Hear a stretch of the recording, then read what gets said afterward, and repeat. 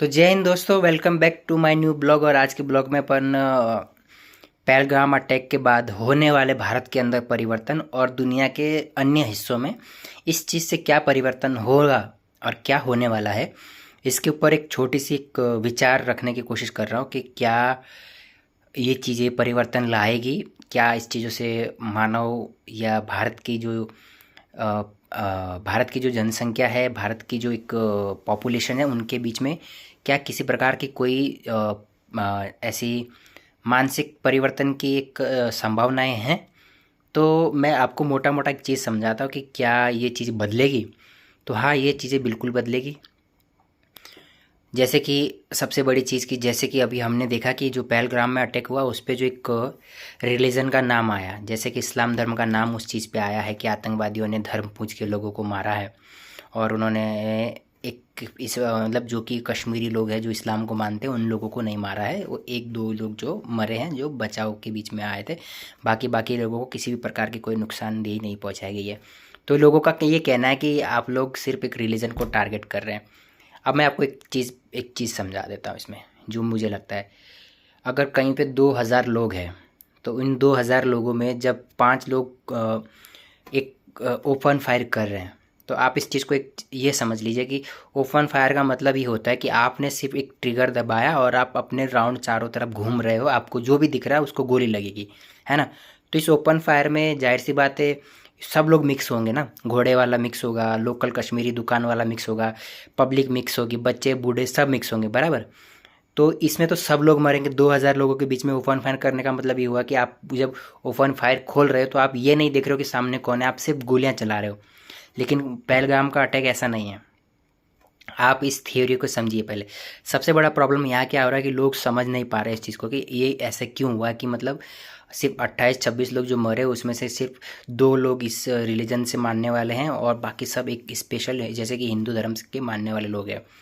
तो ये एक इसको कहते हैं एकदम टारगेट किलिंग। ये एक तरह की टारगेट किलिंग है और है आतंकवादी हमला, मगर ये धर्म के ऊपर एक टारगेट किलिंग है।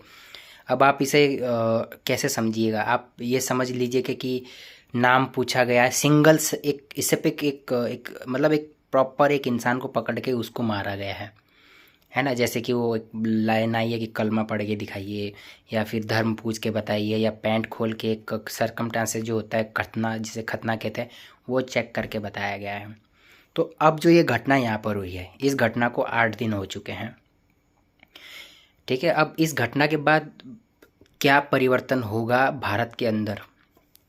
यानी कि जो धर्म के ऊपर जो हम सब लोग एक साथ रहते थे इतने सालों से, और धर्म के को लेकर ही हम लोग का जो काफ़ी सेकुलरिज्म जो का एक हमारे संविधान में एक शब्द है, सब सर्वधर्म धर्म सर्वभाव का जो एक भाव था, क्या इस चीज़ में परिवर्तन आएगा। तो ये जो सर्वधर्म धर्म समभाव का जो एक विचार था, इसके अंदर बहुत सारी चीज़ें बदलने वाली है। सबसे पहले बदलने वाला ट्रस्ट इशू, यानी कि जो बहुत जगह हम लोग, हमारे दोस्त, हमारे मित्र या हमारे आसपास का जो समाज है, अब जो ये एक धर्म के ऊपर जो समाज बट जाएगा, ये समाज बटेगा आने वाले समय में। मैं आपको एक प्रिडिक्शन बता रहा हूँ ऐसा कि ऐसा हो सकता है, ये समाज बटेगा। क्योंकि मैं आपको 6-7 चीज़ें कनेक्टिविटी करके बता देता हूँ इस चीज़ को कि मैं ऐसा क्यों कह रहा हूँ या मुझे ऐसा क्यों लग रहा है कि ऐसा हो सकता है। कश्मीर से शुरू करते हैं। पहलगाम अटैक में सब लोग सिर्फ ये कह रहे हैं कि वहाँ पर सिर्फ कश्मीरी जो घोड़े वाले थे या जो बाकी लोग थे उन्होंने सपोर्ट किया, यानी कि लोकल्स लोगों ने सपोर्ट किया इस टेररिज्म अटैक करने के लिए। तो लोगों का ये मानना है कि कश्मीर में तो मुस्लिम पॉपुलेशन जो है जिन्होंने टेररिज्म को सपोर्ट किया, तो एक रिलीजन्स की आइडेंटिटी के लिए और रिलीजन्स के ऊपर ही उन्होंने उन चीज़ को सपोर्ट किया। ये चीज़ आप पॉइंट ऑफ व्यू कीजिए। लेकिन यहाँ पर कोई इस चीज़ के बारे में बात नहीं कर रहा है कि क्या कश्मीर के अंदर में जो जेनोसाइड कश्मीरी पंडितों का हुआ, क्या वो इन 30 लोगों से छोटा है क्या। आप समझिए, यहाँ 30 लोगों के ऊपर आतंकवादी हमला हुआ, धर्म पूछ के मारा गया है। और आप कश्मीर का जब एक डेटा निकालेंगे तो कश्मीर के डेटा में इतने सारे लोग तो बिट्टू कराटा जो था, बिट्टू कराटे नाम का जो लड़का था, उसने अकेले ही मार दिए थे, लाइन से खड़ा करके ऐसे मार दिया था। और लड़कियों के कपड़े फाड़े, रेप किया, उसके बाद लकड़ी काटने वाली मशीन से काट दिया। ये 90s के टाइम की बात है। तो यहाँ पर सब लोग कश्मीर के ऊपर एक ये थॉट कर रहे हैं कि हम लोग कश्मीर जाएंगे हम लोग, और वहाँ पर जो एक मैसेज चला गया हमारे दुश्मन को कि हिंदुस्तान के अंदर एक धर्म के नाम पे जो डिबेट थी हम उसको, उसका मकसद पूरा नहीं होने देंगे। मैं भी यही चाहता हूँ कि उनका मकसद पूरा नहीं होना चाहिए, क्योंकि राष्ट्र हमारा सर्वोपरि है। मगर अब हम जो बात कर रहे हैं, हम कर रहे हैं फ्यूचर में होने वाले बदलाव की, मानव के मानसिक और धर्म के ऊपर होने वाले बदलाव की मैं यहाँ पर बात कर रहा हूँ। ये बात अभी शायद आज हमको नहीं दिखेगी, लेकिन मैं एक मेरा विचार था कि शायद क्या इस चीज़ से बदलाव होगा। तो मैं आपको इसे सिचुएशन बताता हूँ, और ये सिचुएशन बदलती है, इससे परिवर्तन आता है क्या, ये अब आने वाले समय के ऊपर डिपेंड होगा। तो हम सब लोग अभी उन 30 लोगों को ही हम लोग के, यानी कि हम सभी लोग अभी उन 30 लोगों की डेथ जो हुई है आतंकवादी घटना में, उनके ही एक प्रिडिक्शन कर रहे हैं कि भाई सिर्फ ये हुआ ये हुआ। कोई भी कश्मीरी पंडित आज उनकी बात कोई नहीं कर रहा है। जो लोग अपने देश में ही रिफ्यूज़ी हैं, जो कश्मीरी, देखिए यहाँ पर मैं आपको बता देता कि कश्मीरी पंडित जो बाहर निकले थे उस टाइम पे, उन लोगों ने पढ़ लिख कर अपना एक अच्छा फ्यूचर बना लिया है। हो सकता है कि कोई हो अभी भी रिफ्यूज़ी कैंप में और कोई नहीं सक्सेस हुआ हो। जीवन हर किसी का एक जैसा नहीं चलता है, ठीक है। तो कश्मीरी चिल्ला चिल्ला कर 90s से कह रहे थे कि हम लोग इस भाईचारे की मशीन में पिसते जा रहे हैं, जेनोसाइड हो रहा है, मिलिटेंट्स ग्रुप घर में घुस के टारगेट क्लिक कर रहे हैं। लेकिन जो गवर्नमेंट उस समय की थी या जो अब थी, इन्होंने कोई एक्शन नहीं लिया, क्योंकि वो एक पॉलिटिकल पॉइंट हो सकता था, कुछ भी हो सकता था। लेकिन जो दूसरे समाज के लोग थे, जो हिंदू समाज के लोग, जो उस समय भी 90s के बाद भी जो भारत में हैं और जो रहते हैं, उन लोगों ने इस चीज़ को ओपन माइंड सोसाइटी से कभी भी एक्सेप्ट नहीं किया। जहाँ तक मुझे लगता है कि ये भारत का एक बहुत बड़ा फेलियर है, ठीक है। क्योंकि आज अगर उस चीज़ का समय सीमा देखा जाए तो 30 से 90s के टाइम से लेकर आज 25 से 30 साल हो चुका है। मगर 25 से 30 साल में एक स्पेशल कम्युनिटी अपने घर, यानी कि जो उनकी ज़मीनें थी कश्मीर में, उनके घर थे, वहाँ नहीं जा पा रही है। और ये 30 लोगों का जो जेनोसाइड हुआ, ये हुआ है टूरिज़्म का, यानी कि बाहर के क्षेत्रों से आए हुए लोगों को वहाँ टारगेट किलिंग हुई है, एक हिसाब से आप समझे, रिलीजन बेस पे। तो जो लोकल पब्लिक थी वहाँ पर, वो वापस नहीं गई है। तो जो एक कट्टरवाद होता है विचारधारा का, यानी कि जैसे कि मैं हूँ, तो मैं अपनी सोच की बात बता रहा हूँ कि मैं ये विचार कर रहा हूँ कि जब कश्मीर के अंदर में जिसका कश्मीरी का जन्म हुआ, जिसकी मातृभूमि कश्मीर है, उसको कश्मीरी जो मुस्लिम समाज के लोग हैं वो कभी भी इनवाइट नहीं कर रहे हैं, या कभी भी ओपन माइंड से, यानी कि देखिए मीडिया के सामने आके बोलने से एक अलग थॉट होता है, बट जब ये कश्मीरी जो अभी भी रिसेंटली कश्मीर में रहते हैं, जो कश्मीरी, अगर आप उन लोगों की बात करें तो मुझे लगता है कि वो उन लोगों को भी अभी भी डर लगा रहता है कि जो ये मिलिटेंट हैं ये कब घर में घुस के, कब लोकल लोग घर में घुस के उनको मार देंगे। अभी भी कश्मीर में उन लोगों को उनकी पूजा पद्धति करने या शंख बजाने, आप ये चीज़ याद रखिए, कश्मीर में आज भी कश्मीरी पंडित ओपन तरीके से शंख अपने घरों में नहीं बजाते हैं अगर उनके पड़ोस में मुस्लिम पॉपुलेशन ज़्यादा है। तो यहाँ पर एक थॉट ये है कि ये चीज़ें कैसे बदल सकती है, क्योंकि 30-40 सालों से ये चीज़ें नहीं बदली है। मैं आज कश्मीरी पंडितों की बात इसलिए कर रहा हूँ कि क्योंकि वो कश्मीरी पंडित अपने ही देश में रिफ्यूज़ी हैं 30 से 40 सालों में, और ये सक्सेसफुल जो एक रेडिकलाइजेशन जो एक विचारधारा थी, ये भारत को अपना एक सेकुलरिज्म का एक आईना दिखाती है जो हमारे संविधान में और हमारे लोगों के अंदर बना पड़ा है। तो क्या ये हमारे लिए एक नेगेटिव पॉइंट है? तो मुझे लगता है कि हाँ, ये एक हमारे लिए नेगेटिव पॉइंट है। क्यों? क्योंकि जब हम अपने ही सिटीज़न को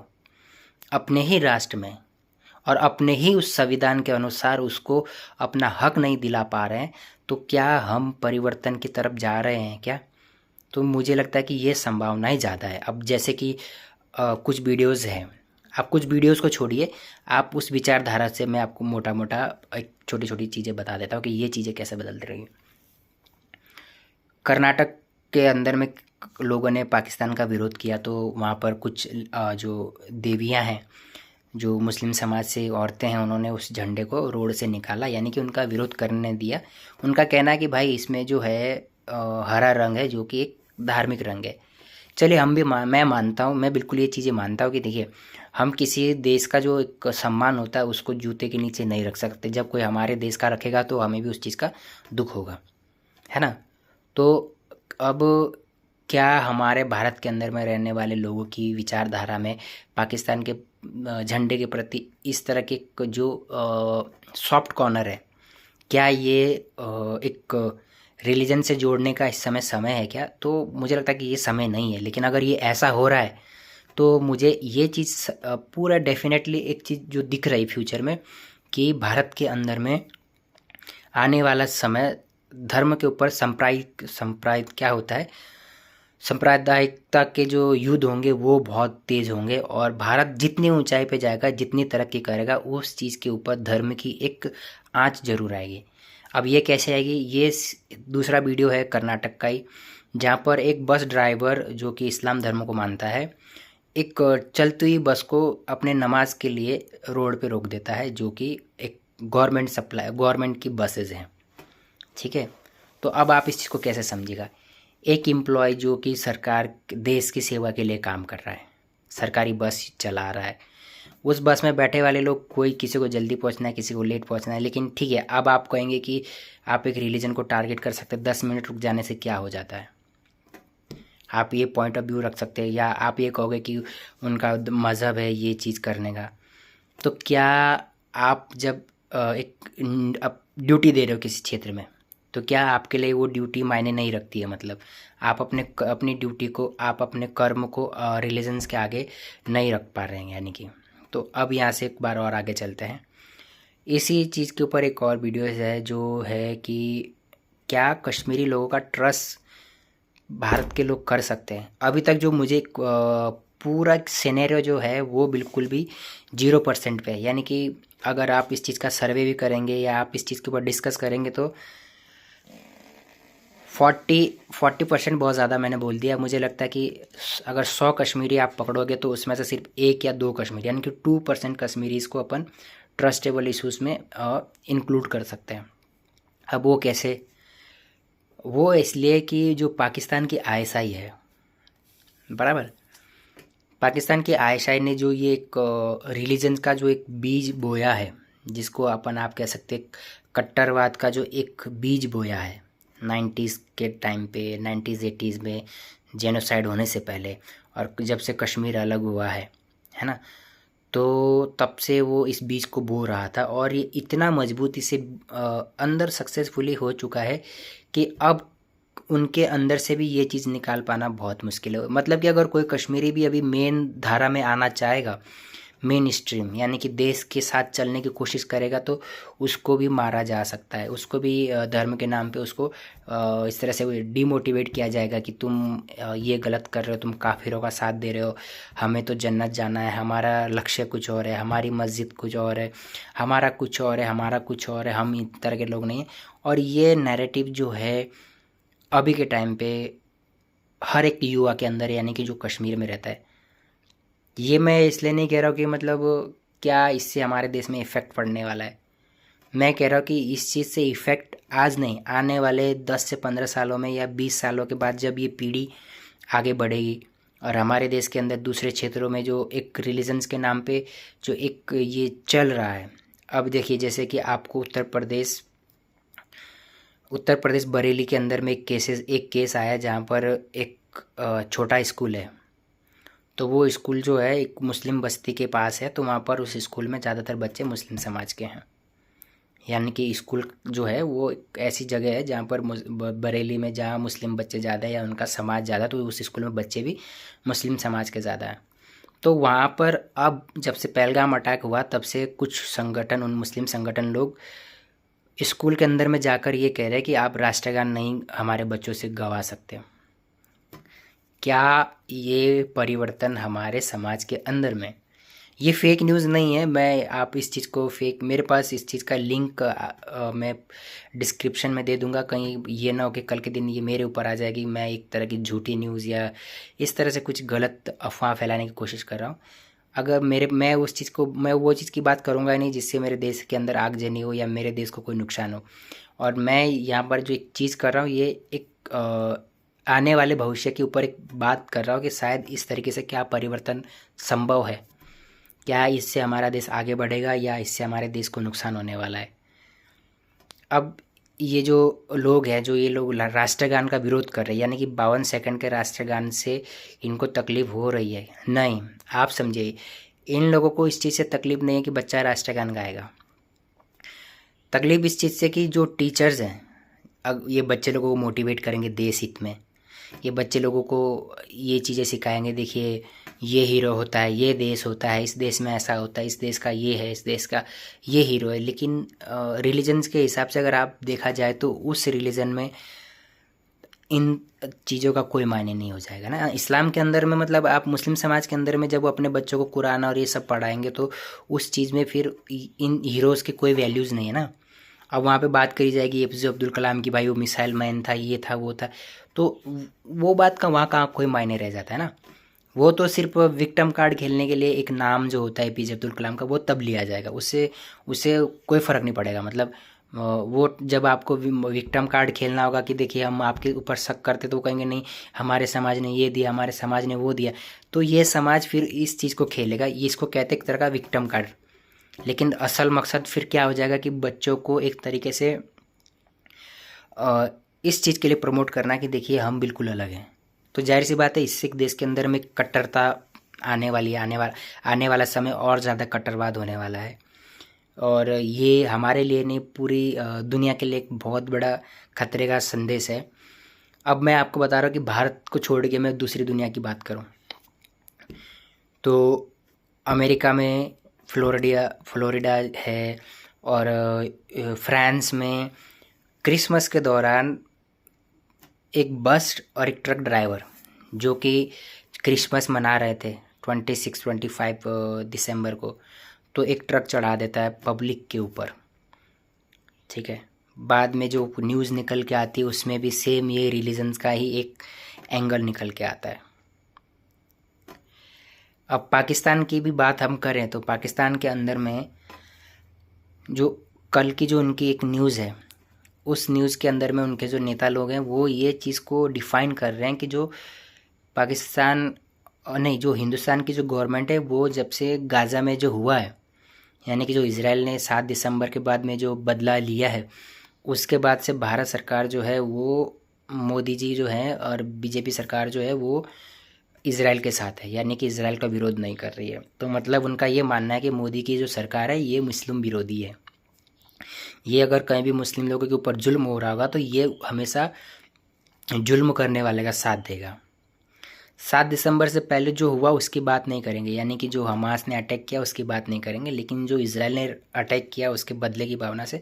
उसके ऊपर इनका एक विचारधारा है। और ये देखिए इतना बड़ा नेता जिसकी रैलीज में हज़ारों लोग आ रहे हैं, जब ये नेता यहाँ पर एक इस तरह का एक माहौल, एक प्रोपागेंडा बनाएगा तो क्या होगा, क्या आप समझते क्या होगा यहाँ पर होगा धर्म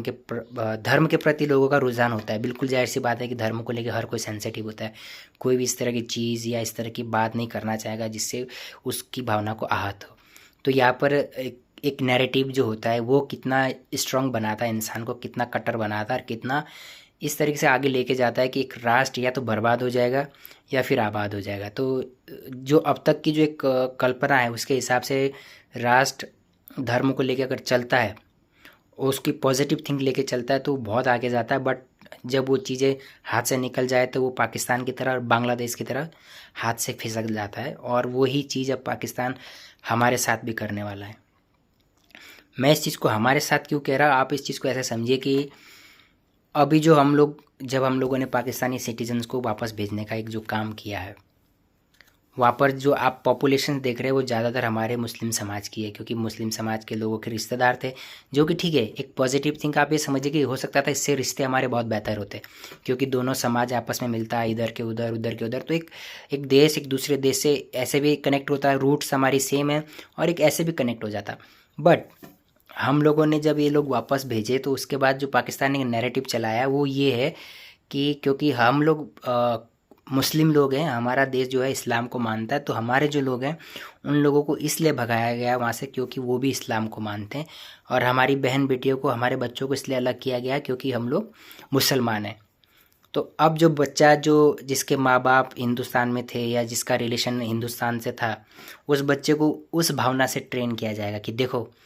जब तुम छोटे थे तो तुम्हारे माँ बाप को इसलिए देश से निकाला गया क्योंकि वो मुसलमान थे। देखो क्या तुम्हारे साथ जुल्म हुआ है, देखो तुम्हारे माँ बाप ने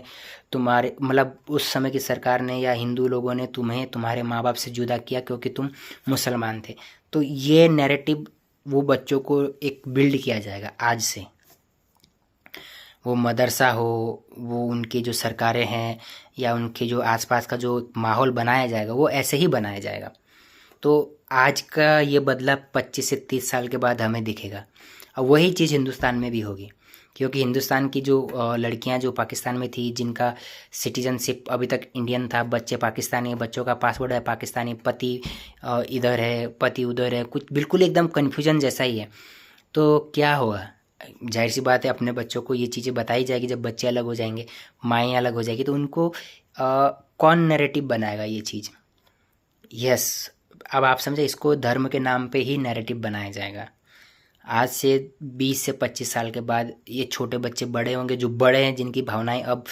इस चीज़ को लेकर सरकार के प्रति होगी कि देखो सरकार ने एकदम बहुत गलत किया, यानी कि सरकार को ऐसी पॉलिसी बनाई चाहिए थी कि यहाँ रहे वहाँ रहे, माएँ यहाँ रहे बच्चे वहाँ रहे, मतलब जो सेंस जो इमोशनल जो अटैक्स थे, जो इमोशनल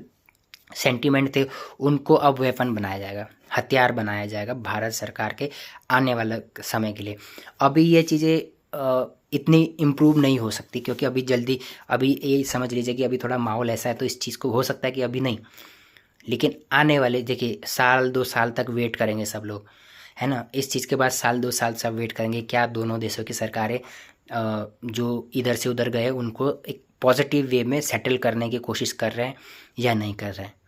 क्या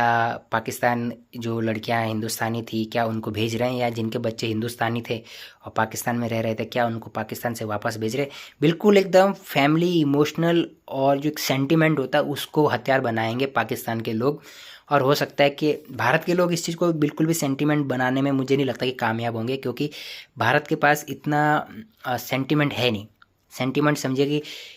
दूसरे मुस्लिम समाज की ज़्यादा पॉपुलेशन से इधर से उधर शादी हुई रिश्तेदारी है, तो उन लोगों को इस चीज़ का ज़्यादा सेंटिमेंट्स है, ठीक है। और ये चीज़ें आने वाले भविष्य में हमारे लिए बहुत खतरनाक है। भारत सरकार आज इस चीज़ को शायद नहीं समझे, लेकिन मैं इस चीज़ को समझ रहा हूँ कि आज अगर पुलवामा पहलगाम में जो ये अटैक हुआ रिलीजन बेस पे, ये आने वाले टाइम पे बहुत बड़ा होगा। जब कभी अब ये होगा उसके बाद ये फ्यूचर में होने की संभावना है, मैं आज से आपको बता रहा हूँ। आज नहीं होगा, कल होगा, 10 साल बाद होगा, लेकिन ये संभावनाएं ज़्यादा है कि ऐसा हो सकता है। अब मैं आपको बताता हूँ कि क्या इससे भारत के आने वाले समय पीढ़ियों के अंदर, पीढ़ी दर पीढ़ी, यानी कि एक समाज एक पीढ़ी, इसके अंदर इस चीज़ का फ़र्क पड़ेगा। तो बिल्कुल इस चीज़ का फ़र्क पड़ेगा, क्योंकि हम लोग के हमारे देश के अंदर में जो एक ये सोच होती है कि यार मैं तो, हमारे बच्चे हैं जो फ़ौज में चले जाते हैं, हमारे जो भाई बंधु है जो फ़ौज में चले जाते हैं, शहीद हो जाते हैं, तो एक एक एक ऐसे समाज के बच्चे जब इस देश के लिए मर रहे हैं और दूसरे समाज के लोग जो हैं सिर्फ अपने ही मजहबी तौर पर एक अपनी ही अलग ही लड़ाई लड़ रहे हैं, मतलब कि उनको देश के इस धार्मिक और देश की एकता से कोई मतलब नहीं है। मतलब आप जैसे समझिए अभी जितने भी इस्लाम को मानने वाले मुस्लिम धर्म के लोग हैं, इन लोगों का पहले विरोध क्या था, एनआरसी, जो दिल्ली दंगे हुए, बहुत सारी चीज़ें हुई। तो एनआरसी के बाद UCC, uniform civil code, NRC में भी फिर वो गलत इन्फॉर्मेशन फैलाई गई थी कि भाई जो मुस्लिम समाज के लोग उनको सबको भगाया जाएगा, जो इंडियंस नहीं है, जो ये नहीं है, मतलब बहुत सारी चीज़ें बताई गई थी कि खास करके ये बताया गया था कि पाकिस्तान के अंदर में और हिंदुस्तान के अंदर में जो मुस्लिम है उनको भगा दिया जाएगा पाकिस्तान। अब धीरे धीरे ये मामला शांत हुआ, उसके बाद फिर आया वक्फ बिल बोर्ड, नहीं 3 तलाक आया था। तो 3 तलाक में प्रोविज़न जो था वो मुस्लिम औरतों के लिए था, जहाँ पर 3 तलाक दिया जाता था, बहुत सारी औरतों की लाइफ ख़राब हो जाती थी, और बहुत सारे में वो एक रिलीजन्स वो था कि भाई उसमें रिलीजन्स के ऊपर से सिर्फ बोलने पे तलाक हो जाता है, और अलग अलग चीज़ें थी, इसमें बहुत सारी विक्टिम वुमेंस थी, लेकिन उस चीज़ को भी इतना हाईलाइट किया गया है ना। और उस चीज़ को भी जब भारत के अंदर रहने के बाद संविधान माना जाता है, तो फिर हर एक नागरिक के लिए सेम कानून क्यों नहीं होना चाहिए। ये एक थॉट था मेरा, जो कि अब आने वाले समय के लिए हमारे देश के लिए बहुत बड़ी एक प्रॉब्लम क्रिएट करने वाला है, जो कि मैं आपको एक प्रिडिक्शन बता रहा हूँ। ये सब चीज़ों को जोड़ के या इस सब चीज़ों का एक सिनेरियो बना रहे हैं हम लोग कि क्या भारत भविष्य में इस चीज़ को लेके बहुत ज़्यादा जब बहुत बड़ी चीज़ें झेलने वाला है, जो कि हो सकता है कि धर्म युद्ध एक हो सकता है, आपसी धर्म युद्ध हो सकता है, जहाँ पर धर्म के नाम पर ही किलिंग होने वाली है। ये दोनों तरफ भी हो सकती है, और लेकिन पॉजिटिव वे में आपको बताऊं तो आने वाली जनरेशन, अगर आप सोच रहे हैं कि ये न्यूट्रल है, तो ये न्यूट्रल नहीं है, क्योंकि इसमें 3 तलाक के बाद में बहुत सारी चीज़ें, जैसे आपने देखा लफ्ज़ियात का टॉपिक था, लफ्ज़ियात में भी आपने देखा काफ़ी बहुत एकदम अलग ही चीज़ें हो रही थी, जहाँ पर लड़कियों को झूठ नाम से फंसाना और एक दोस्ती करना, फिर ब्लैकमेल करना, फिर उसको एक देह व्यापार में घसीटना। ठीक है, अब ये जो चीज़ें हो रही थी, इन सब चीज़ों का एक चैन बना रहे हैं, मैं भी एक विचारधारा बना रहा हूँ। तो आप पर आप प्रॉपर आप देखिए कि यहाँ पर मैं सिर्फ अभी एक रिलीजन्स को टारगेट करने की, जैसा मेरा बिहेव हो रहा है कि क्या मैं स्पेशल एक सिर्फ एक रिलीजन को टारगेट कर रहा हूँ। तो अभी आप ये समझिए कि क्या यहाँ पर एक ही रिलीजन्स को टारगेट किया जा रहा है, तो पॉसिबिलिटी तो यही हो रही है कि एक ही रिलीजन ही इस तरह की हरकतें कर रहा है ना। तो ये क्या हमारे आने वाले समय के लिए, हमारे लिए, आपके लिए, हम पूरे समाज को तोड़ने जैसी एक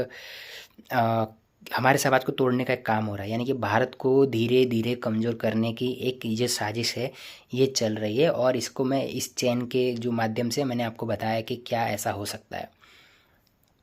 अब पॉजिटिव चीज़ें मैं आपको इसमें बताता हूँ। पॉजिटिव चीज़ें इस चीज़ में बहुत कम है, यानी कि अगर हम ये चीज़ें कहें कि देश में ऐसा चल रहा है तो पॉजिटिव क्या है, इसमें पॉजिटिव होने की संभावना अभी सिर्फ 4 चीज़ें हैं। वो चीज़ें क्या है? जो समाज, जैसे कि जो समाज पढ़ लिख लिया है या जिस समाज ने तरक्की कर ली है, क्या वो समाज देश हित के लिए काम कर रहा है, सामाजिक हित के लिए काम कर रहा है, या अपने ही, जैसे आप समझिए एक टीवी एक्टर थी, पहले टिकटॉक स्टार, पहले फिल्मों में थी, फिर टिकटॉक स्टार, टिकटॉक में काफ़ी फेमस हुई, अब अचानक से वो एक रिलीजन आइडेंटिटी में घुस गई है और उन्होंने परिवर्तन कर लिया। उनका सम्मान करते हैं, उनको एक जो एक सही दिशा दिखी है उसके सम्मान करते हैं, क्योंकि ईश्वर की जो एक कल्पना होती है, ईश्वर के प्रति जो प्रेम होता है वो कभी भी जाग सकता है। तो अब उनका एक जो मैं देखता रहता हूँ या कभी कभी उनकी वीडियो सामने आती है, तो उस चीज़ में वो उन चीज़ों को प्रमोट कर रही हैं, और नीचे नीचे कमेंट में उन्हीं के समाज वाले लोग उनको काफ़ी हेट देते हैं कि मतलब आप, हमारे धर्म में ये सब चीज़ें नहीं होती है कि औरत अपना मुंह दिखाए, या औरत का हाथ भी दिखे, या औरत अपने मतलब कैमरे के सामने आए। मतलब वो उन्हीं के धर्म के लोग, मतलब देखिए हम लोग तो कुछ भी बोल नहीं सकते, हम लोग को तो कोई औरत अगर बुर्के में हो तो भी कुछ नहीं बोल सकते, कोई अपना चेहरा दिखा रहे हम तो, हमारे समाज में तो इस तरह के कोई ये रूढ़िवादी नहीं है। लेकिन आप उनके कमेंट बॉक्स जब आप देखेंगे तो उस कमेंट बॉक्स में उन्हीं के समाज के लोग इतनी सारी हेट्स लिखकर उनके लिए भेजते हैं कि आप इस्लाम को मानने के बाद भी आप कैमरे के सामने हैं, आप ये कर रही हैं, आप वो कर रही हैं, और ये कर रही, वो कर रही है। तो बिल्कुल एक जो पूरा कमेंट बॉक्स होता है पूरी एक हेट से भरा होता है। अब इस चीज़ को मैं एक मानसिक तौर से देश के हित में लेके आने की बात करता हूँ। क्या वो लोग जो कमेंट कर रहे हैं, क्या वो लोग हमारे बीच में रहते हैं? बिल्कुल वो हमारे बीच में रहते हैं। जब वो लोग इतने इस तरह की एक सोच को रखकर इसी समाज में बैठते हैं, तो क्या वो सोच हमें प्रभावित नहीं करेगी? बिल्कुल करेगी। तो जो एक अगर मान के चलिए इस्लाम धर्म में कोई अपने आप को एक थोड़ा सा इंटेलेक्चुअल करता है या खुद को बदलने की कोशिश करता है, तो क्या ये जो भेड़िए हैं ये उसको बदलने देंगे? बिल्कुल भी नहीं बदलने देंगे। तो जो इंसान बदलना भी चाहेगा वो इंसान भी बदल नहीं पाएगा। आने वाले समय में ये संकीर्ण जो एक मानसिकता हो जाएगी, ये पूरे समाज को एक ऐसे डीप डीप आप समझ लीजिए कि एक इस तरह से दीमक की तरह खा लेगी, इस तरह से दीमक की तरह पूरे देश को कमज़ोर कर लेगी कि आने वाला जो हमारा समय है भारत का, सॉरी, जहाँ हम ये कल्पना कर रहे हैं कि हम अमेरिका जैसे देश के टक्कर की अर्थव्यवस्था बनाएंगे, अपने देशों को बेहतर इंस्ट्रक्चर देंगे, हेल्थ जो हमारी सिचुएशंस है उसको बेहतर बनाएंगे, और जिस तरह वेस्टर्न कंट्रीज़ के अंदर में एक अच्छी लाइफ है, बेहतर लाइफ है, शांति है वहाँ पर, और वहाँ पर हैप्पीनेस और बहुत सारी हर एक चीज़ें बहुत ही अच्छी चीज़ के लिए उपलब्ध है। तो क्या भारत उस चीज़ को अचीव कर पाएगा? मैं आपको गारंटी देता हूँ कि ये 2050 में भी नहीं होगा, 2070 में भी नहीं होगा। ये जो मेरी प्रिडिक्शन है मैं इसलिए आपको कह रहा हूँ, क्योंकि ये चीज़ें आने वाले समय में अगर इस्लाम के मानने वाले जो देश है जैसे कि दुबई है, यूएई है, कतर है, इन लोगों ने जो ये तरक्की की है, इन्होंने ये सोच जो बनाई है, जो हम लोग हमारे इंडिया से भी अच्छी वहाँ पर एक तरक्की हुई है, तो क्या हमारा देश उस तरह से तरक्की कर पाएगा? बिल्कुल भी नहीं कर पाएगा। आने वाले समय में हमारे देश के अंदर में रिलीजन्स बेस पे स्कूलों के अंदर से लेके हर एक जगह कॉन्फ्लिक्ट होने वाले हैं, और समाज बहुत बुरा परिवर्तन जो है ये बर्दाश्त नहीं कर पाएगा। तो बस मेरा ऐसा एक थॉट था कि क्या ऐसा संभावनाएं हैं, तो क्या ऐसा होगा, क्या ऐसा होगा, ये होगा नहीं होगा ये आने वाले समय के ऊपर देखा जाएगा। लेकिन एक जो पॉइंट ऑफ व्यू था मेरा कि क्या देश इस तरफ जा रहा है, तो देखते हैं कि क्या होता है आने वाले 10 से 12 सालों के अंदर में। धीरे धीरे सब दिखाई देगा, अभी तो शुरुआत है ना। तो जो एक ट्रस्ट का जो मैंने कहा कि क्या हमारा धार्मिक तौर पे अब एक दूसरे से विश्वास बनेगा, या हमारे विश्वास या हमारे बात या हमारे रहन सहन हमारे कल्चर के ऊपर, हमारे भारत की जो सर्वधर्म समभाव और हमारी यमुना गंगा जमुना की जो तहजीब की जो बात की जाती है, क्या ये अब धीरे धीरे इसको क्षति पहुंची है? क्या ये धीरे धीरे और ख़त्म होगी या ये बढ़ती जाएगी? क्या ये अब पूरा एक ऐसा परिवर्तन हो रहा होगा इस चीज़ के अंदर कि हम इस चीज़ को आने वाले भविष्य में बिल्कुल भी एक क्या कहें, बिल्कुल ही सामाजिक तौर पे इस चीज़ को एक्सेप्ट करने में बहुत समय लेंगे, और हमारा समाज जब इस चीज़ से प्रभावित होगा तो क्या हम इस सिचुएशन में खुद को बदल पाएंगे या हम इस चीज़ को लेके आगे बढ़ पाएंगे? तो देखते हैं कि क्या होता है। तो ये जो पहलगाम का अटैक है ये हमारे लिए एक घंटी है कि क्या भारत इस को लेके भविष्य की प्लानिंग करेगा? क्या भारत आज से ही विचारधाराओं में अपने विचारों में परिवर्तन करके उन आने वाले समय को बदलने की कुछ कल्पना रखता है या नहीं रखता है? तो देखते क्या होता है। तब तक आप सभी लोगों से उम्मीद है कि गलत अफवाह न फैलाएं और किसी भी तरह की इस तरह की हरकतें न करें जिससे समाज के अंदर सांप्रदायिक हो या इस तरह की कुछ भी एक ऐसी अवेयर झूठी खबरें या इस तरह की कोई पोस्ट वगैरह ना करें जिससे देश का माहौल ख़राब हो। और बहुत जल्द हम लोग को स्ट्राइक या किसी तरह का एक वॉर देखने को मिलेगा, जिससे जो हम लोग के एक मन की भावना है कि हमें बदला चाहिए, तो हो सकता है कि ये भी बहुत जल्द हो जाए। लेकिन तब तक अपने घरों में रहिए, अपना काम करते रहिए, जहाँ भी रहिए सुरक्षित रहिए। जय हिंद।